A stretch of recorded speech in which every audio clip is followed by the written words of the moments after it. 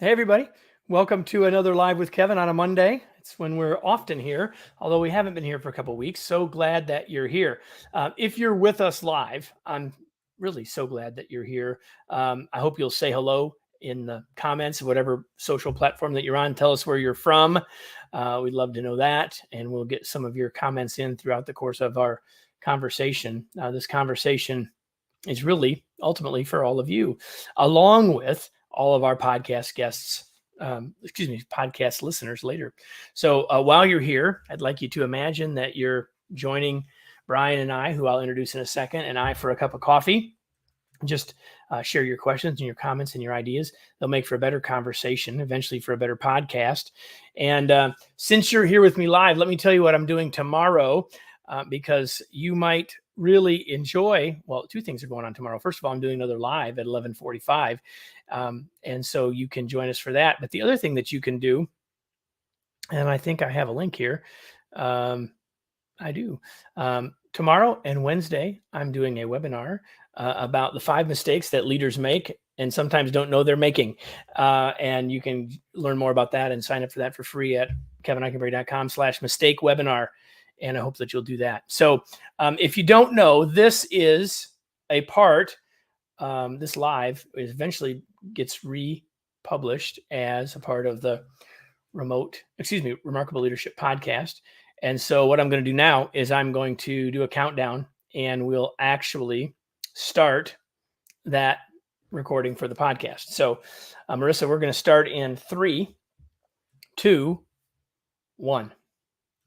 The world of work is changing, but you already knew that. The question isn't, is it changing, but what is it changing to? And how can we adapt, adjust, and thrive in that changing world? If you have thought about this, you're in the right place. Or now that I've asked, if you're thinking about it and saying, you're also in the right place. Welcome to another live episode of the Remarkable Leadership Podcast. I am so glad that you're here. If you're listening to this podcast, you could be live for future episodes on your favorite social channel. You can get all future live episodes and therefore interact with us and see them sooner by joining our Facebook or LinkedIn groups. Just go to remarkablepodcast.com/Facebook or remarkablepodcast.com/LinkedIn to get all of the scoop. Today's episode is brought to you by Remarkable Masterclasses. Each masterclass is designed to help you become the remarkable leader and human you were born to be. Details on how to get on board for a specific skill or get discounts in the future can be found at remarkablemasterclass.com. And with that, what I want to do is hit the magic button and bring in my guest. There he is. I'll get rid of this over the top, and you can see that I have with me Mr. Brian Elliott. Let me introduce Brian to you, and then we will dive in. Brian Elliott is a executive leader of Future Forum. We'll talk about that in a second. He spent 3 decades leading teams and building companies as a startup CEO, as a product leader at Google, and now at Slack, where he is a senior VP. Brian started his career at the Boston Consulting Group and earned his MBA from the Harvard Business School. His work has been published in the Harvard Business Review, Fortune, and The Economist. He is the proud father of 2 young men. He's the co-author of, he's got it over his shoulder, and I have it in my hands, right, How the Future Works, Leading Flexible Teams to Do the Best Work of Their Lives, with Sheila I got it. You're going to do it for me, Brian. I practiced and I still messed it up. Sheila Subramanian. Subramanian and Helen Cupp. Sheila, I apologize in advance. Brian, welcome. So glad to have you here. Kevin, thanks for having me. It's great to be here with you this morning. And let's see, we got people from Iowa and India, and another person from San Francisco. We're hitting the range. Yeah, I'm in San you're hitting the Francisco range, myself, and so we've got morning. Sri Lanka and more, right? And Indonesia. So we got all the I's. We got Indonesia, India, and Iowa. So listen, we are so glad to have all of you here. And you're in Indianapolis yourself, right? And I'm in, that's right. And I'm in Indianapolis. So Brian, let's start. I like to ask this question of people because we get such smart and eclectic people here. And most of the people are doing work that they never even knew existed when they were a kid. Like you didn't grow up thinking, I'm going to write books about the future of work. No, that was not the plan. So just quickly, I mean, obviously in your bio, it's told you a little bit about how you've gotten here, but tell us a little bit about the journey that leads you to this place and this day. Sure. So for me personally, I grew up in the Midwest, actually, in Southern Illinois, raised largely by a single mom in Southern Illinois, which was not always easy for her or for us. And so, kind of came from a little bit more hard scrabble of a background.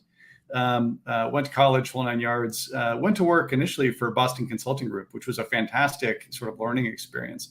Learned a ton in terms of analytical horsepower and strategy and all that kind of great stuff. And then I jumped out into .com 1.0, what turned out to be the bubble back in the late 1990s. And I got my behind kicked pretty hard because I knew nothing about management and leadership, it turns out. And what I quickly learned, largely through mistakes, was this old phrase, culture eats strategy for breakfast, is so true. You can have the world's greatest strategy in the world, but if you can't get a team of talented people aligned behind it, marching with common purpose, it doesn't matter. It's just not going to work. And so I spent the next 2.5, almost 3 decades now going the other direction, which is getting deeper in understanding what drives people. How do you motivate people? How do you get them aligned around these missions and visions that we all want to have? And how do you make that work? And a lot of it I learned through mistakes and trial and error. I learned a lot of it I learned through mentorship of other people, and a lot of it I learned by listening to my own team. And that's kind of what's brought me here to where I am today. An underestimated source of learning, listening to our own team, 100%. Absolutely. Like if you spend all this time hiring smart people, and if what you're doing is impacting them most, we really ought to pay attention to what they have to say, right? Absolutely.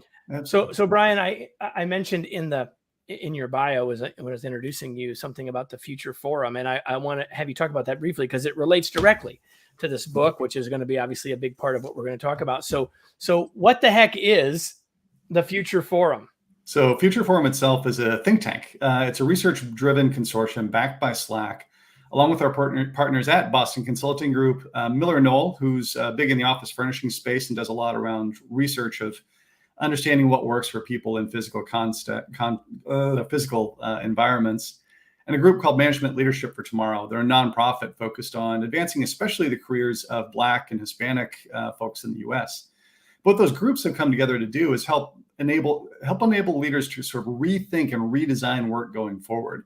The last 2 years have had such a major sea change in terms of just sort of blowing up a lot of parts of conventional wisdom about leadership, about work, about how it all comes together.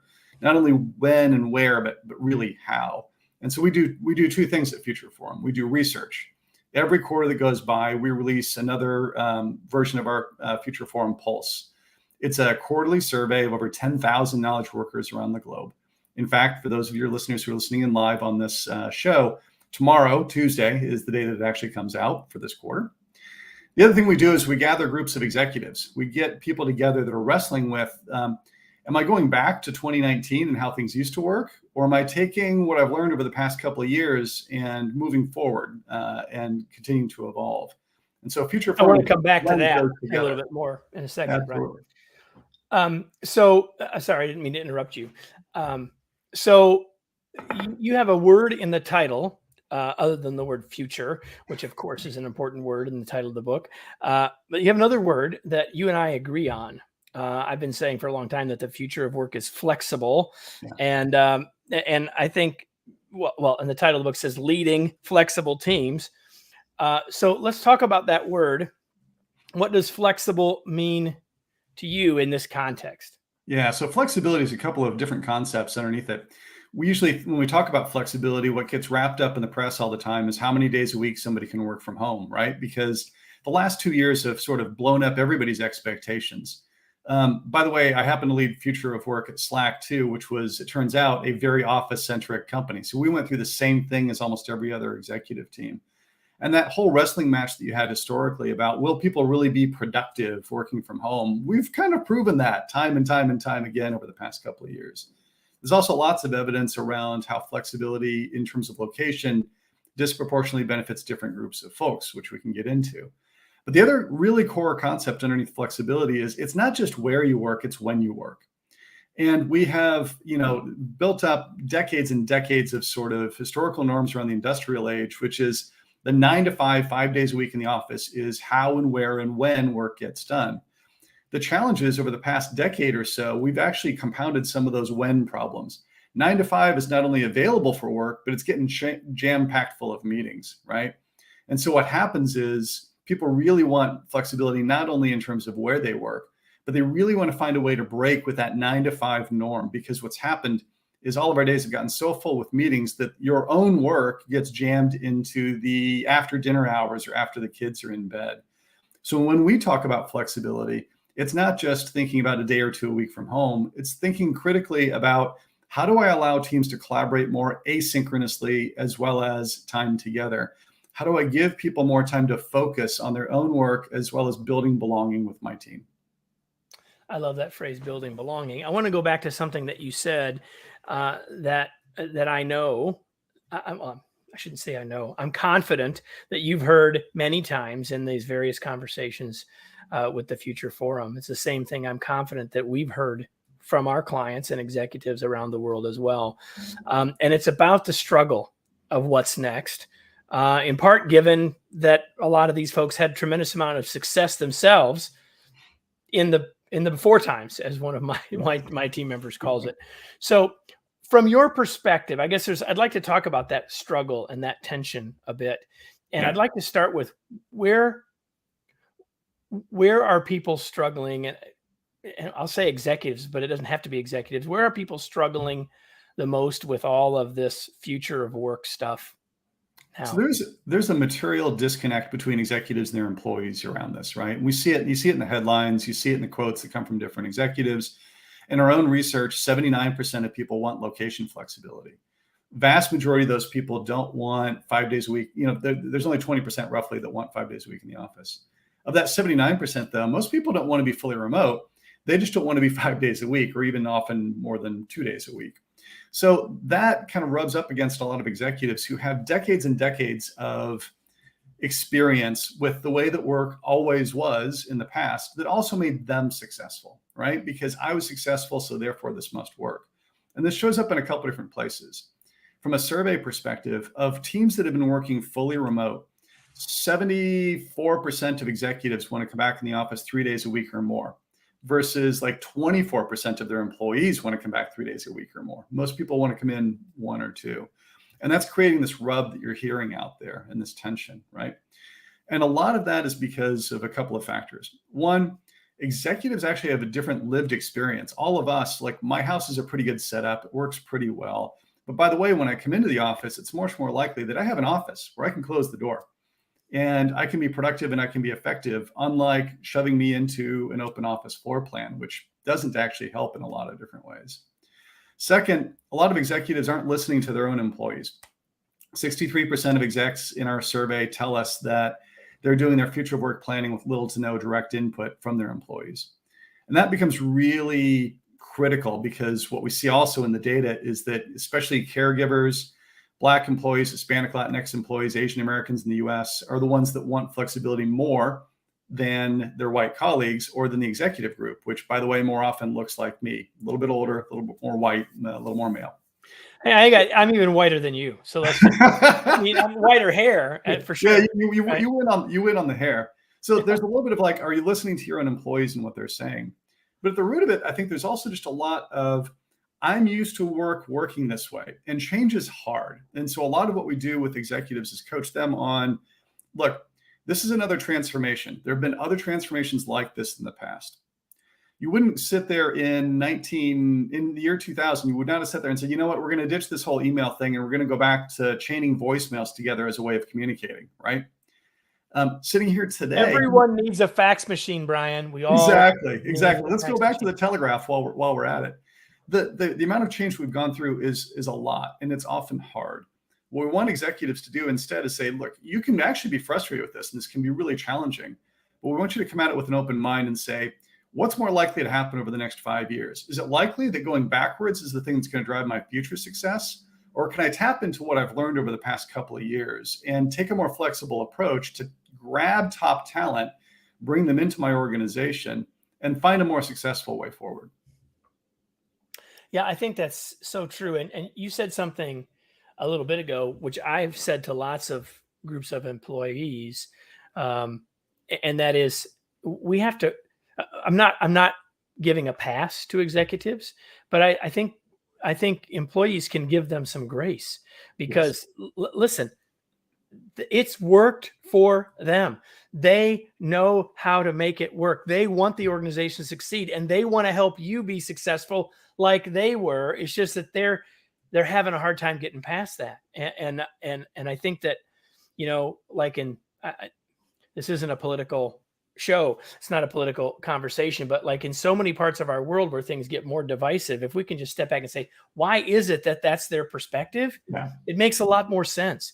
And then we have a chance to move forward. I think the other interesting thing that you said is, I think you said 63% aren't really involving their employees. And that is a critical problem. What's your advice, Brian, if someone who's listening now is not the executive? Maybe So, they're a middle manager so and they're not, and they don't feel like, and not necessarily them personally, but that the organization's voice is being heard. What advice might you have for So them? a couple of things. One is one of my favorite lines that one of the executives we work with has around this is help people understand that they are not a focus group of one, that their own experience is not the same.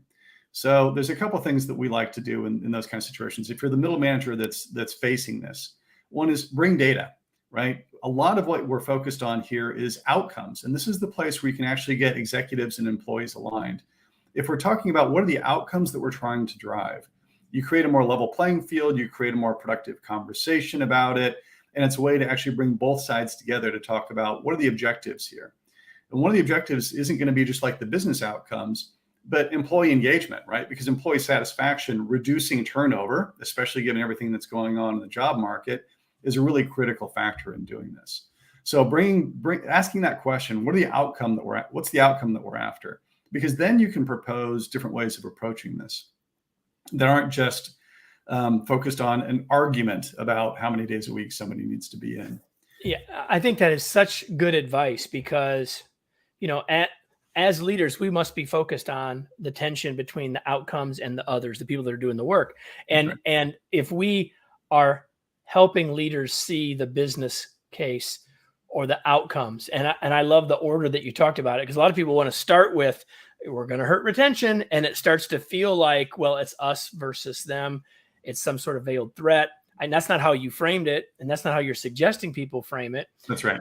And yet, if we'll focus on the business, the other business outcomes first and share the data, what have we been able to do over the 2 years when we've been the way we are, et cetera, et cetera. And I love your question about if we go back to the way we were in the before times, 2019, right, do we have a better chance in 5 years to be in a better spot than if we look at changing something now? I think it's a fabulous way to frame it. I love that.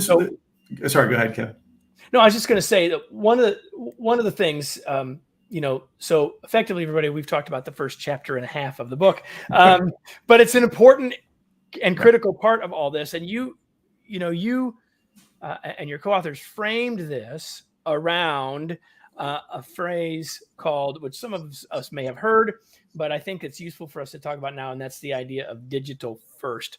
What do you mean by that as we start to think about what the future looks like? So a lot of conversations go around like, how do you think about the orientation? And are you remote first? Everybody's heard that term. Or are you hybrid? The challenge with some of those terms is remote first can sound pretty off-putting. It sounds like remote sounds like distant, you're off someplace else. Hybrid, the term itself typically just focuses on how many days a week somebody needs to be in the office, as opposed to the other part of flexibility, which is time and schedules, which we can also get into. Digital first really means that I'm taking a different approach. Instead of assuming that the office itself is the center and the locus of everything that my organization does, how do I think about all the digital tools and the ways in which people connect as being really the core? The office then becomes a tool, a supplement, a way in which you are providing space for those that need it, that you are bringing people together largely for socialization and relationship building, which is what they're looking for. And it's a way of recentering the conversation. It's put it this way. If you dialed back 2 years and you said, instead of taking away the access to the office, I took away all the software that people use at work and said, you're going back to being telephone based. How do we think businesses and industries would have fared over the past couple of years? It would have been a disaster. This progression has actually been happening for decades. The advent of broadband access into people's homes, software and tools that are available, global dispersion of your team, all of that has been happening, as well as demographic changes sitting underneath it. And the last 2 years have just been this massive acceleration of changes that were already starting to happen. And so digital first means taking this approach that says, I'm going to think first about how do I stitch these teams together. We always pair it up with the phrase, digital first doesn't mean never in person. It's not to say that you shouldn't bring people together. In fact, that's an essential ingredient in building those relationships and that camaraderie that people need to feel like, they trust one another, they know each other well. Yeah, I've been saying that all we did was put the future on fast forward, right? We just hit the fast forward button and sped it all up. And we would have gotten to a lot of these places eventually anyway. It's just a matter of we did it much faster. Yes. So Brian, the book really comes at 7 big steps that we can take, and we don't have time to unpack them all. And we're talking with Brian Elliott, one of the authors of the book, How the Future Works, leading flexible teams to do the best work of their lives, and who doesn't want that? And so we don't have time to unpack it all. You all need to go buy a copy of this book. I highly recommend it. But I do want to talk about a couple of these a little bit. And you and I talked before we went live about how much our thinking is in alignment. And when I had scanned the book before I said, yeah, let's have Brian on, I didn't know exactly how aligned we really are. We use some different language a little bit, but I want to talk about a couple of these ideas here. You talk about the idea of the culture of connection, and we can certainly talk about the culture of connection, but I'd actually like to just start with the word culture. And what is your thought about culture in a digital first, flexible working environment moving forward? Let's talk about that. And then you want to add the word connection to it as well. That'd be great. Sure. Culture, at the end of the day, is how do you get people aligned around your mission and your vision, and what are the habits and practices that you show as an individual? Usually, one of the ways we measure it within our own survey and research is around sense of belonging. Do I feel a sense of belonging with my team, right? And we all have seen and read books and seen studies that say that people are looking for more purpose-driven work, right? So understanding what that looks like is really important. But it's also really important that I feel like I have a team in which I belong myself. And especially as teams get more diverse, that becomes more challenging often for people in terms of how do you build that. So building that sense of belonging ends up being really critical within teams. There is an aspect to that which is coming together, which is really valuable. My team does it once a quarter. We're actually distributed around North America. We bring people together once a quarter for not just the next quarter's planning, but importantly for meals together, for a volunteer activity, for some form of more in-depth getting to know each other. But there are so many ways to build that sense of belonging with your team that are week to week and work perfectly well in virtual or distributed settings. I'll give you 2 really easy examples. One is what we do every single Monday morning in our Monday morning meeting with the team, which is an icebreaker. It's an upfront question that can be anything from, what type of Winter Olympian would you want to be? What's your favorite song? Favorite meal that you had in the past couple of weeks? It's just a way of getting people talking and getting them to know one another. I've had people describe that as, I've heard that described in other places as, but that's unproductive use of meeting time. It's hugely valuable, especially as teams grow and change, for people to get to know one another. Another concept is personal operating manuals. You can find this in the book. There's a bunch of tactical stuff, including a set of guidebooks at the end that allow you to do it yourself. A personal operating manual is a description of me, right? It's what are my likes, my dislikes, my foibles, my background, where am I from? 2 pages, super straightforward, but my sharing it as a leader opens up a conversation and makes it easier for other people to do the same. It shows a bit of vulnerability on my part also, because it's a fairly honest assessment of my strengths and weaknesses. And so what you're trying to do with your team is open up that conversation and make it safer for them. Culture at the end of the day only occurs in teams in which they feel this term psychological safety, right? They feel like they can take risks. They feel like they can ask questions. They feel like they can participate fully in the conversation. If you can do that, by the way, fantastic things happen. Last thing that I'll give you is that sense of belonging topic. It's actually the worst in our survey among teams that are fully in person. It's actually better for teams that either have a hybrid or a fully remote setup, because people have found ways in which they're blending these tools together. And I think that, for 2 years, we've been talking with teams and leaders around the world and asking them, what are your biggest challenges? And from April of 2020 right up until now, almost always the number one is a sense of connection or sense of being connected. And I think what people have found is they've realized that maybe they took it for granted before.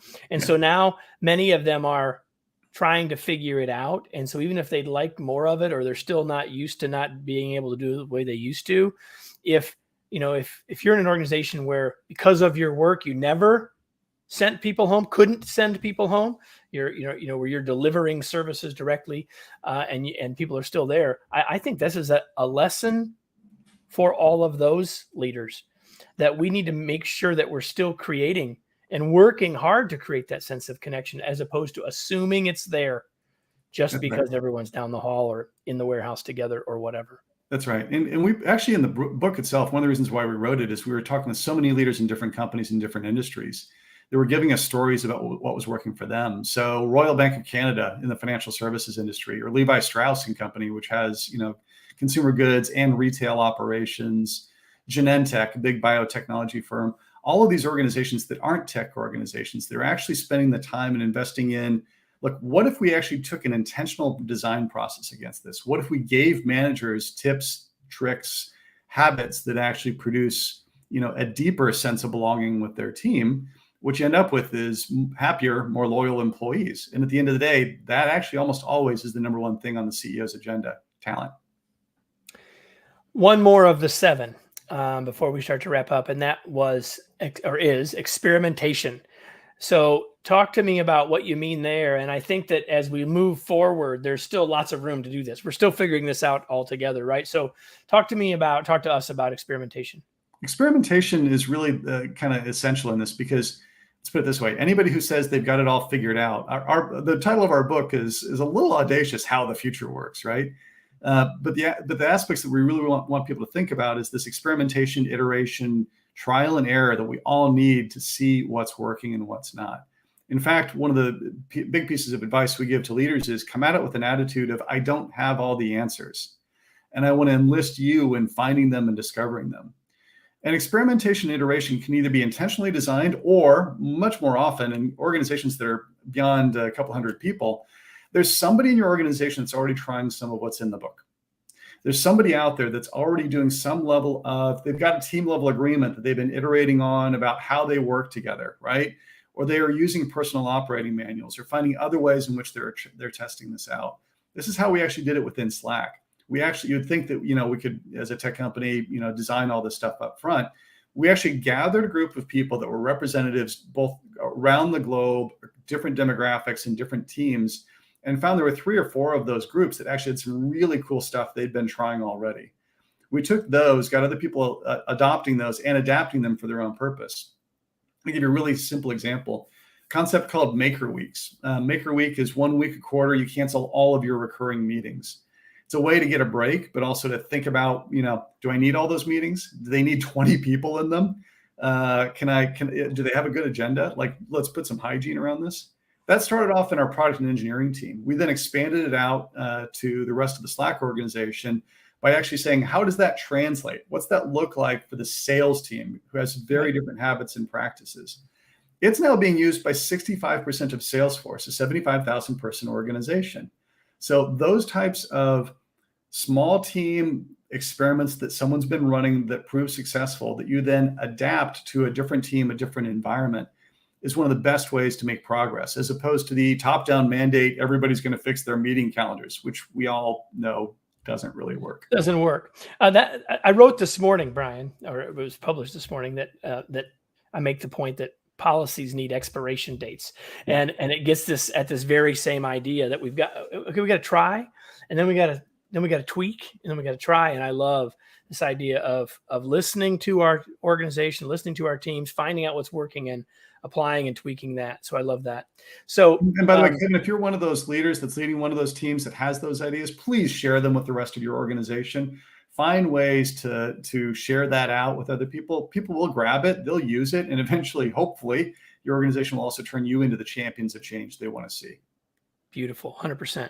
So, what didn't I ask you that you wish I would have, Brian? So one of the biggest things that we found in the data early on that surprised me and surprised a lot of people is the benefits that flexibility gives to historically underrepresented groups. So we saw this at the beginning of the pandemic. Sense of belonging, as we all went from working in offices to working in homes, fell on average, right? And that's not surprising when you think about it. We were all very used to, a particular way of working.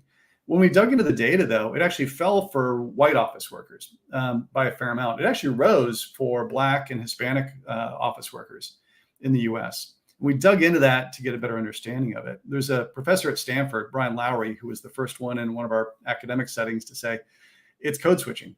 Even for him as a Black professor on Stanford's campus, the cost of 9 to 5, 5 days a week in the office is just emotionally taxing. The ability to pull back from that, even a day or two a week, even to pull in and pull out on meetings, was a way to recharge his batteries. And every quarter since then, what we've seen consistently is the desire for flexibility is stronger among Black, Hispanic, Asian American office workers than it is for their white colleagues.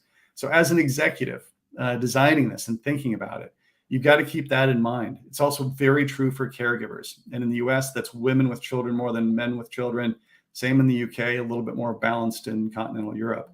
But if you are someone who is, again, older white and male executive like me, knowing and understanding that your diversity, equity, and inclusion goals and your future work plans are tied together is really essential. I love that. So I'm going to shift gears before we finish, Brian, and ask you a couple of questions that I always ask, only one of which you know, unless you've watched or listened to other podcasts. And one of them is this. So, Brian, what do you do for fun? Oh, my God. I cook a fair amount these days with the family, with the kids, and just have fun doing that type of stuff. Feeding others is one of my ways of getting joy in life. And I'm also a runner for exercise. Put the headphones on, crank up some tunes, get out there, and just that's my relaxation and recharge. We will not ask you for your playlist, but I am going to ask you for your reading list. So Brian, when we first met, which was about 7 minutes before we went live here with all the rest of you, I got to see, many of you are only listening. You don't get to see what's behind Brian, which is books. And the first thing that I did was say, how many of the ones I can see part of have I read? And I can count at least 6 of what I can recognize from the sides of you, as well as, of course, this book, How the Future Works, that I've read. So the question I ask everyone, I'm going to ask you as well. I've always asked smart people this. What are you reading these days? So Tomorrow's Capitalist by Alan Murray. I've got it I think I'm about a third of the way into it. It's a great, Alan knows and talks with a ton of CEOs.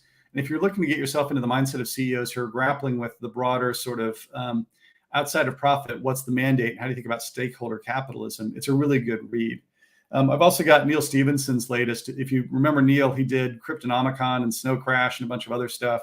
It's called Terminal Shock. It's a little depressing because it's about climate change, but hopefully it'll progress a little bit better than that. So it's interesting that you thank you for that, Brian. For those of you that are here live, tomorrow I'm doing a live with Melanie Bell, and we're going to talk about leaders and fiction and how we can learn to be better leaders through fiction. So there you go. Fantastic. And for those of you listening to this on the podcast, it'll be there too later. Be looking forward to that, leaders who fiction. So the question, Brian, you've been wanting me to ask from the beginning is where can we learn more? Where can we get connected to the book, get connected to you? Where can we learn more? Where do you want to point people? So futureforum.com is a super easy spot to get to. If you go to futureforum.com, you will find links to the book itself, to our research. On the 19th of July, you'll actually find the next round of research. The book itself is available globally on Amazon, in your local .com, in a lot of bookstores. So check it out. And then you can always follow me right here on LinkedIn as well if you're on LinkedIn. All right. We hope that you will do that. Brian, we're not quite done, but I want to thank you again for joining us and for sharing some of your wisdom as well as some of the research that you and Sheila and Helen have put together in creating this really, really great and useful and important book. But before we go, I have a question for all of you who are watching live or listening later. The question is, now what? What are you going to do with this? What's the point? There is no point. Unless you take action. And maybe it's something around culture. Maybe it's something around experimentation. Maybe it's something around the idea of digital first. Maybe it's just this idea of flexibility, or maybe it's what do I need to do as a leader in the middle to help the rest of the organization see what we're seeing, or maybe it's what I need to do as an executive now to get more people involved in where we're headed in the future, and asking the question, what do you think? So whatever it is, if you don't take some action from this, sort of what was the point? I mean, Brian and I, we're smart and good looking, but there's better things that you can spend your time with, unless you want to get or make a real difference in your organization. And I know that's why you were here, and I know that that's why Brian wrote this book. And so, Brian, thanks again so much for being here. It was such a pleasure to have you. Really, I've been looking forward to this, and I'm glad we had the chance to do it. Kevin, thank you very much. And to all your listeners, be the change you want to be see in the world. Make it happen. I love that. And listen, everybody, if you enjoyed this, you can come back again, because we're here every week, almost every week live, and every week on the podcast. We hope you'll join us again for another episode of the Remarkable Leadership Podcast. Thanks, everybody.